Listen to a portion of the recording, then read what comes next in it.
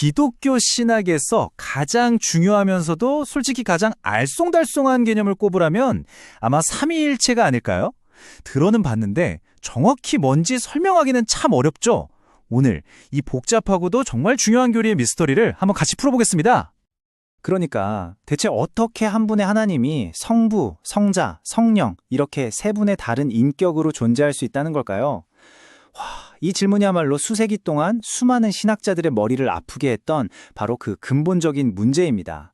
하나인데 셋이다. 이 역설, 이 모순처럼 들리는 개념이 바로 오늘 우리가 파헤쳐볼 이야기의 핵심입니다. 그래서 오늘 이야기는 이렇게 진행될 거예요.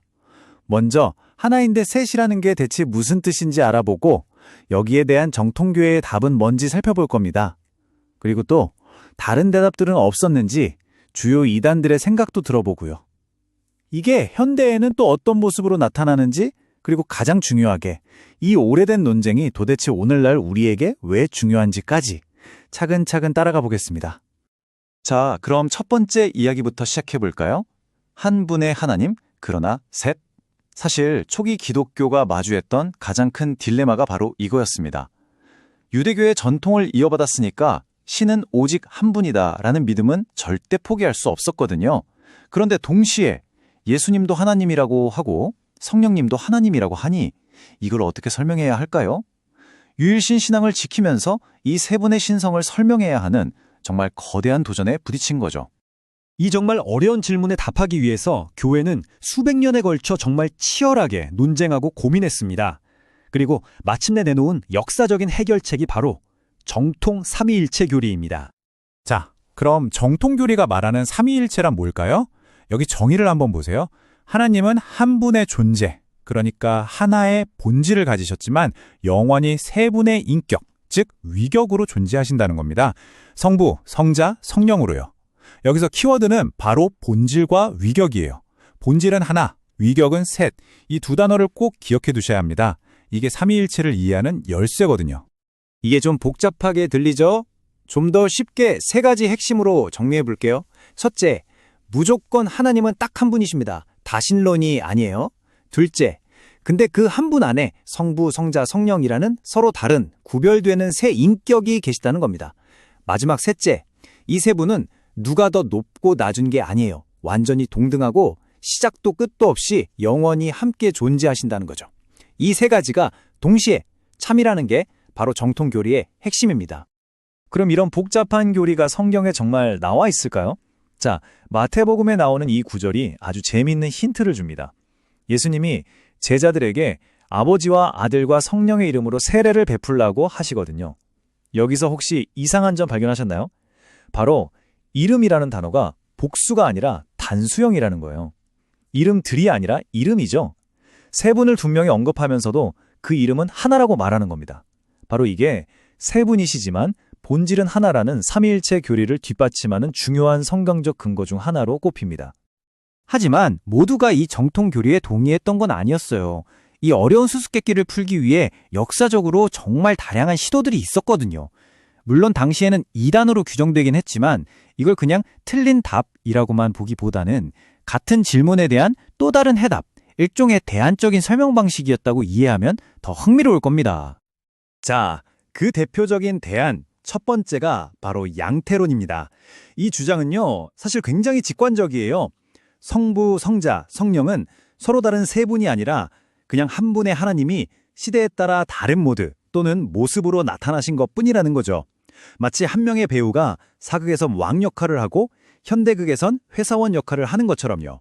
구약시대에는 성부라는 가면을 쓰고 신약시대에는 성자라는 가면을, 그리고 지금은 성령이라는 가면을 쓰고 활동하신다는 거예요.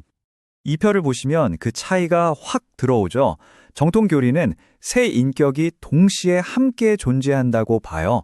마치 한 팀에 세 명의 팀원이 있는 것처럼요. 반면에 양태로는 한 인격이 시간차를 두고 연속적으로 다른 역할을 맡는다고 보는 겁니다. 그러니까 한 명의 배우가 혼자서 1인 3역을 하는 것과 똑같은 거죠. 동시냐, 연속이냐, 이게 핵심적인 차이입니다. 자, 이번엔 또 다른 아주 강력했던 주장입니다. 바로 아리우스주의예요. 이 사람들의 생각은 이랬어요. 하나님은 오직 한 분, 가장 높으신 분이어야 한다. 그래서 아들인 예수는 완전한 하나님일 수는 없고 대신 하나님이 만드신 피조물 중에서 첫째가는 가장 위대한 존재라고 본 겁니다. 한마디로 예수는 신이 아니라 신과 가장 가까운 피조물이라는 거죠. 당연히 성부 하나님보다는 한 단계 아래의 존재로 봤고요. 여기에 대해 정통교회는 어떻게 반박했을까요? 요한복음 1장 1절, 바로 이 구절을 강력한 무기로 삼았습니다. 말씀이 곧 하나님이시니라. 여기서 말씀은 예수를 가리키거든요.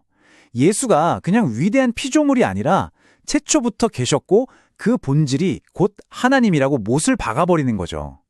이건 아리우스의 주장을 정면으로 반박하는 아주 결정적인 구절이었습니다. 마지막으로 살펴볼 대안은 삼신론인데요. 이건 어쩌면 가장 단순한 생각일 수도 있어요. 이름 그대로입니다. 성부, 성자, 성령, 그냥 세 분의 신이 있다고 보는 거예요. 각자 독립적인 세 명의 신이죠. 하지만 이건 기독교 신앙의 가장 근본적인 대전제, 신은 오직 한 분이라는 유일신 사상 자체를 무너뜨리는 것이기 때문에 금방 배척되었습니다.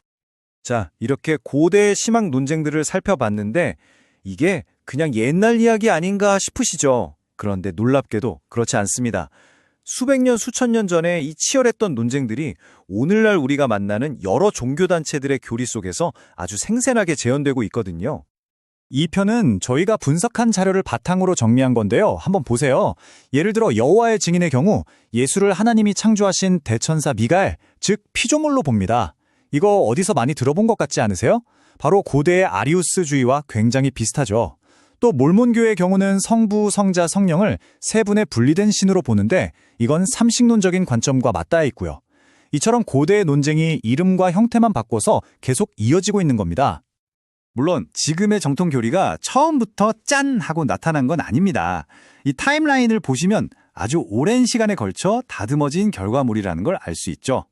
서기 325년 그 유명한 니케아 공의회에서 아리우스주의에 맞서 아들의 완전한 신성을 선포한 게 중요한 시작이었고요.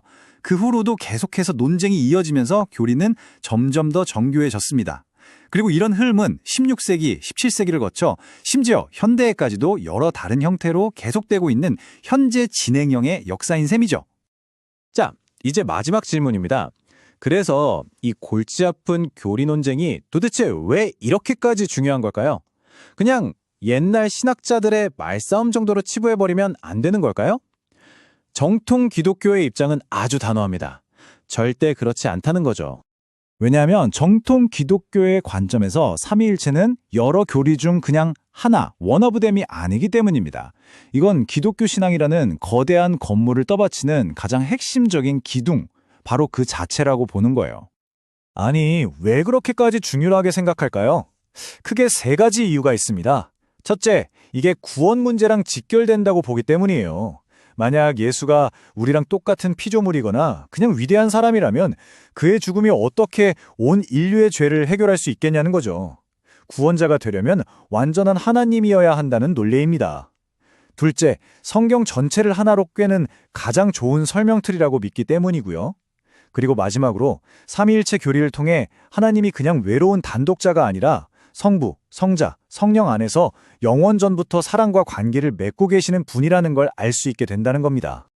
결론적으로 정통교회의 입장을 정리하자면 이렇습니다. 삼위일체는 그냥 머리 아픈 신학 이론이 아니라는 거예요.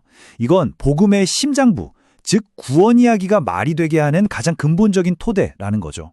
예수가 참 하나님이시기에 그의 희생이 우리를 구원할 힘이 있다는 믿음, 바로 이 믿음의 뿌리가 삼위일체에 있다는 겁니다. 결국 이 길고 치열했던 고대의 논쟁은 신은 과연 누구인가? 라는 궁극적인 질문에 답하기 위한 인간의 노력이었습니다. 그렇다면 이 질문을 오늘 우리에게 한번 던져보면 어떨까요? 지금 내가 가지고 있는 신에 대한 생각, 혹은 신에 대한 생각이 아예 없는 것, 그것이 지금 나의 삶과 우리가 사는 이 세상을 어떻게 만들어가고 있을까요? 한 번쯤 깊이 생각해볼 만한 질문이 아닐까 싶습니다.